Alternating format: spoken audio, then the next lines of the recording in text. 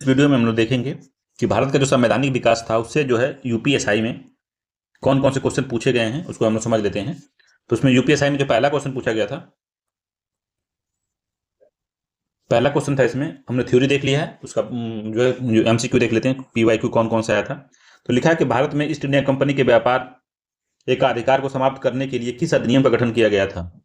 देखिए, एकाधिकार को समाप्त करने की बात कर रहा है, तो सबसे जब इस तरह से पूछे क्वेश्चन ना, तो सबसे पहला वही लगाना कि एकाधिकार को समाप्त किसमें कर दिया गया था। तो भारत में ये बोल रहा है, संपूर्ण रूप से अगर नहीं पूछ रहा है, अगर पूरा पूछता तो पूरा समाप्त कर दिया गया था, संपूर्ण रूप से पूछता हो पूरी तरीके से, मगर इसमें पूछ रहा है कि भारत में पूछ रहा है ईस्ट इंडिया कंपनी के व्यापार एकाधिकार को समाप्त करने के लिए किस अधिनियम का गठन किया गया था। तो ऑप्शन दिया है 1813 का चार्टर एक्ट, 1833 का भारत परिषद अधिनियम, 1861 का, 1853 का चार्टर एक्ट दिया है। तो हमने बताया था आपको कि 1813 का चार्टर्ड एक्ट जो था, इसी में एकाधिकार को समाप्त कर दिया गया था ईस्ट इंडिया कंपनी का। केवल चीन के साथ जो चाय का व्यापार था उसको छोड़ के बाकी सबको खत्म कर दिया गया था एकाधिकार। ठीक है, पहला क्वेश्चन का ए उत्तर सही है, ए वाला। ठीक है, दूसरा क्वेश्चन है इसमें, निम्नलिखित में से किस अधिनियम को मॉन्टेग्यू चेम्सफोर्ड सुधार कहते हैं। तो देखिए, दो अधिनियम जिसके नाम से जाना जाता है, एक तो 1909 का अधिनियम है, तो उसे मिंटो मार्लो कहते हैं, मार्ले मिंटो कहते हैं, मार्ले मार्ले और मिंटो। देखिए, इसमें जो है छोटा छोटा नाम है, मार्ले मिंटो छोटा छोटा नाम है। तो ये 1909 छोटा है 1919 से, तो 1919 को कहते हैं मॉन्टेग्यू चेम्सफोर्ड सुधार। मॉन्टेग्यू, देखिए 1919 बड़ा है तो बड़ा बड़ा नाम भी है इसमें, इस वजह से हम उसको समझ लेंगे। तो मॉन्टेग्यू चेम्सफोर्ड बड़ा है, तो उसमें 1919 होगा। 1882 दिया है, 1861 दिया है, 1935 दिया है। तो 1909 और 1919 में ही कन्फ्यूजन है। ठीक है, 1919 में ही कन्फ्यूजन है, क्योंकि इन्हीं दोनों का नाम है, बाकी सबका भारत सरकार अधिनियम इस तरह से कहा जाता है। मगर 1919 को मॉन्टेग्यू चेम्सफोर्ड सुधार के नाम से भी जाना जाता है, और 1909 वाले को मार्ले मिंटो सुधार के नाम से भी जाना जाता है। तो 1919 का था, तो इसका भी ए उत्तर सही है। ये भी 2021 में पूछा गया था, जो पिछली बार एसआई के पेपर हुआ था उसमें, तो ए उत्तर सही है इसका। अगला, 1909 के भारतीय परिषद अधिनियम को किस रूप से जाना जाता है। तो आप कुछ नहीं सोचना, आपको मार्ले मिंटो सुधार ले लेना है। 1909 छोटा नाम है और मॉन्टेग्यू चेम्सफोर्ड बड़ा नाम है, तो 1919 इसको कहते हैं, और 1909 जो है मार्ले मिंटो सुधार, डी उत्तर इसका सही हो जाएगा। ठीक है, अगला है 1857 का पूछ रहा है, चौथे नंबर क्वेश्चन है कि 1857 के महान विद्रोह के दौरान भारत के गवर्नर जनरल कौन था। तो भारत का गवर्नर जनरल कौन जो था, वायसराय बन गया था। पहला वायसराय भारत का कौन था, वही जो था हमारा गवर्नर जनरल था। तो बेलेजली तो नहीं था, बेलेजली बहुत पहले आ गया था। डलहौजी तो 1856 तक ही था। लॉर्ड कैनिंग था या विलियम बेंटिंग था। विलियम बेंटिंग सुने होंगे, 1828 में जब ये सती प्रथा को खत्म करने वाला आदमी था, ये लॉर्ड कैनिंग था। ठीक है, सी उत्तर सही है, लॉर्ड कैनिंग था। ठीक है, तो चौथे का कौन सा उत्तर होगा, तो चौथे का सी होगा।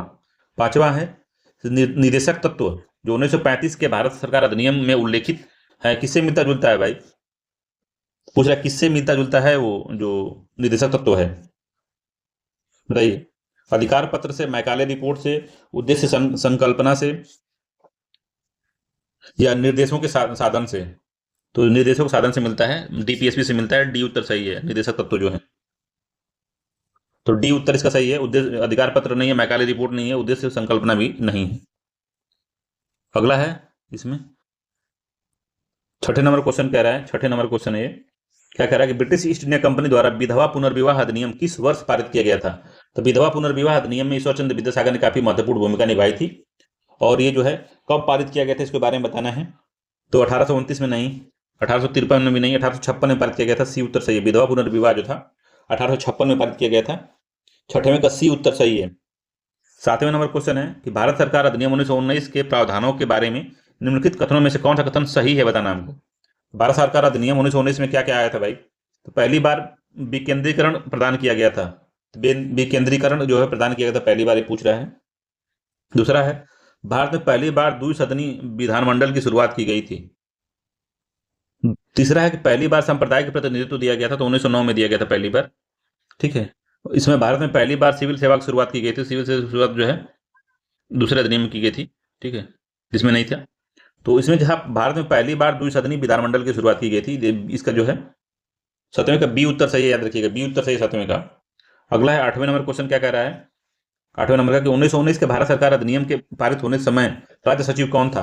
देखिए, फिर वही क्वेश्चन रिपीट हो गया है, राज्य सचिव पूछ रहा है, तो हम इसका नाम ही है मॉन्टेग्यू चेम्सफोर्ड। मॉन्टेग्यू चेम्सफोर्ड इसका नाम है, तो इसमें सी उत्तर सी होगा या डी होगा, क्योंकि जो वायसराय था उस समय और जो उसका सचिव था, दोनों को मिलकर ही इसका नाम पड़ा हुआ था। तो उस समय जो चैम्सफोर्ड था, ये जो था हमारा वायसराय था, और सचिव जो था मॉन्टेग्यू था। तो उसका नाम मॉन्टेग्यू था, सी उत्तर सही है, मॉन्टेग्यू। सी वाला उत्तर जो है इसका सत्य है 8वें का।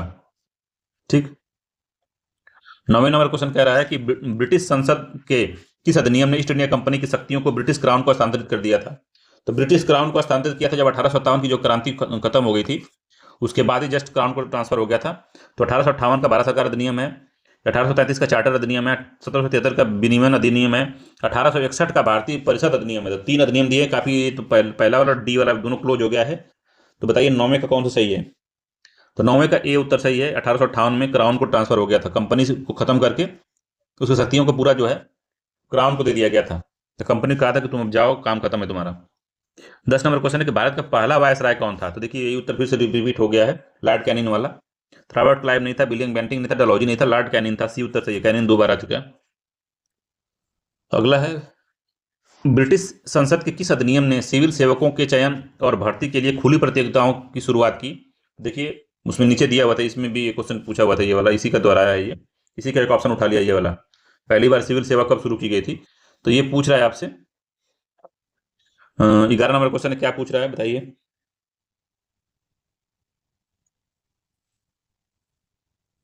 तो 1853 का चार्टर अधिनियम, 1833 का चार्टर अधिनियम, 1861 का चार्टर अधिनियम, भारतीय परिषद अधिनियम, 1784 का पिट्स पिट्स नहीं है, 1861 का जो है भारतीय परिषद नहीं है, 1833 वाला भी नहीं है, 1853 है ये उत्तर सही है। 1853 का जो चार्टर अधिनियम था, इसी में खुली प्रतियोगिता सिविल सेवा के लिए कर दी गई थी भारत में। 12वां, मार्ले मिंटो सुधार किस वर्ष आया था? तो मार्लो मिंटो सुधार 1909 में आया था, बी उत्तर सही है इसका। ठीक है, तो वही घुमा फिरा के पूछ रहा है, जब एक बार आएगा वही घुमाएगा, इसमें जान लीजिएगा। 13 नंबर क्वेश्चन है कि भारत में अंग्रेजी शिक्षा के मैग्ना कार्टा के रूप में किसे जाना जाता है? तो भारत में अंग्रेजी शिक्षा के मैग्ना कार्टा के रूप में किसे जाना जाता है? तो कार्नवालिस कोड को, भारतीय विश्वविद्यालय अधिनियम 1904 को, मैकाले का विवरण पत्र को, या वुड डिस्पैच को? तो मैग्ना कार्टा जो कहा जाता है वो कार्नवालिस कोड को कहा जाता है, कि वुड डिस्पैच को कहा जाता है, बताइए? तो वुड डिस्पैच को कहा जाता है, डी उत्तर सही है। वुड डिस्पैच को भारत का मैग्ना के एजुकेशन का मैग्ना कार्टा कहा जाता है। 14 नंबर क्वेश्चन है कि निम्नलिखित में से किस ब्रिटिश भारतीय न्यायाधीशों के बीच समानता लाने की मांग की थी? तो किसने किया था कि ब्रिटिश और भारतीय न्यायाधीशों के बीच समानता लाई जाए? तो किसने काम किया था? तो इल्वर्ट बिल विवाद हुआ था, वही था, डी उत्तर सही है।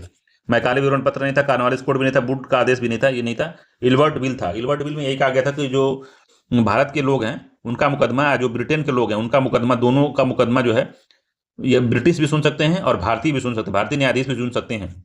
और ब्रिटेन ब्रिटेन वाले जो थे कहते थे कि जो काले लोग हैं, जो तो मतलब भारतीय हैं, वो जो है अंग्रेजों का मुकदमा नहीं सुनेंगे, मुकदमा जो है का निर्णय जो है भारतीय न्यायाधीश नहीं देंगे। इसी को समानता लाने के लिए इल्वर्ट बिल आया था, मगर इसका काफी विरोध हो गया था, बाद में इल्वर्ट बिल वापस हो गया था। ठीक है, तो डी उत्तर सही है इसका।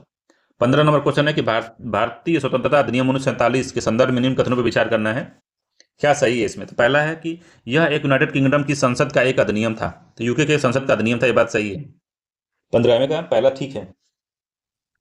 दूसरा है कि इस अधिनियम का एक प्रमुख प्रावधान था कि ब्रिटिश भारत को 15 अगस्त 1947 को 2 नए पूर्णतः संप्रभु संपन्न अधिराज्य भारत पाकिस्तान में विभाजित करेगा। तो हाँ, दोनों में ये था, ये उत्तर सही हमने देखिएगा 1947 वाला अधिनियम में ये था। ठीक।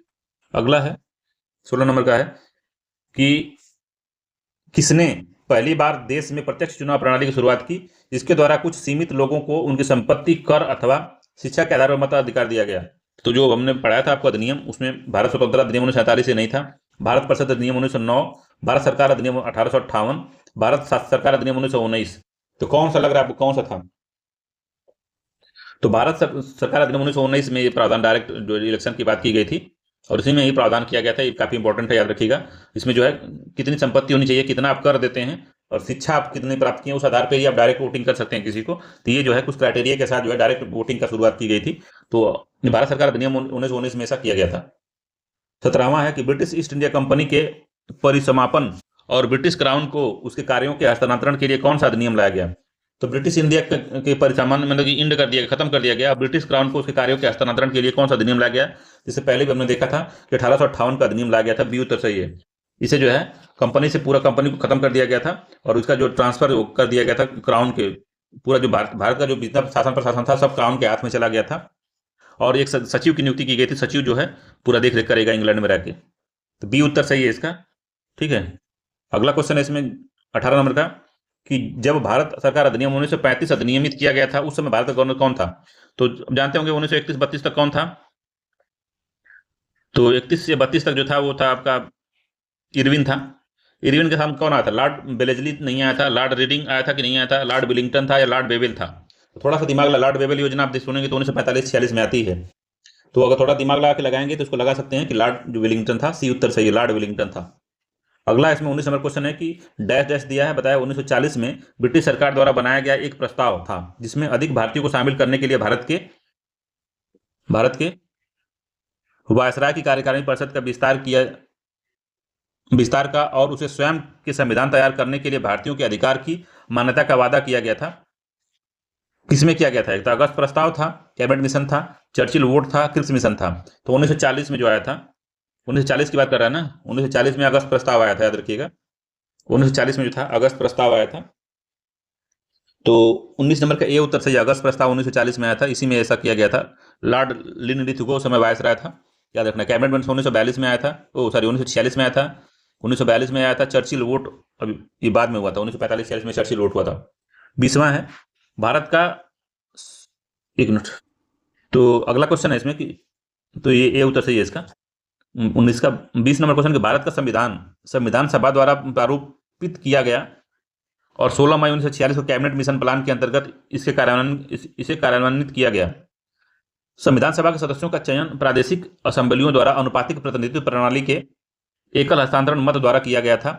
उस समय संविधान सभा के सदस्यों की कुल संख्या कितनी थी? तो कुल मिलाकर हमने बताया था कि संविधान सभा के सदस्यों की संख्या कितनी थी, उसी को डायरेक्ट पूछ लिया है। 20 नंबर क्वेश्चन है, तो कितनी थी? तो 296 नहीं थी, 275 नहीं थी, 292 नहीं थी, 389 थी। सी उत्तर सही है, 389। हर 10 लाख पर एक लोगों की नियुक्ति की गई थी। 21 नंबर क्वेश्चन है कि निम्नलिखित में से भारत के लिए यूनाइटेड किंगडम कैबिनेट मिशन 1946 सदस्य कौन थे? तो ये भी काफी इंपॉर्टेंट क्वेश्चन है। जो कैबिनेट मिशन थे उसके सदस्य कौन थे उसके बारे में हमने बताया था। सर पैथिक लॉरेंस थे, क्रिप्स थे, अलेक्जेंडर थे। तो कौन कौन से थे भाई? तो तीनों थे, बी उत्तर सही है, तीनों ही थे इसके, पी क्यू आर तीनों थे। तो 21 क्वेश्चन आया था इन संवैधानिक विकास से, तो काफी इंपॉर्टेंट है, इसको देख लीजिएगा। 1-2 क्वेश्चन आएगा, ये आएगा। ठीक है, चलिए मिलते हैं हम लोग किसी दूसरे वीडियो में, तब तक के लिए धन्यवाद।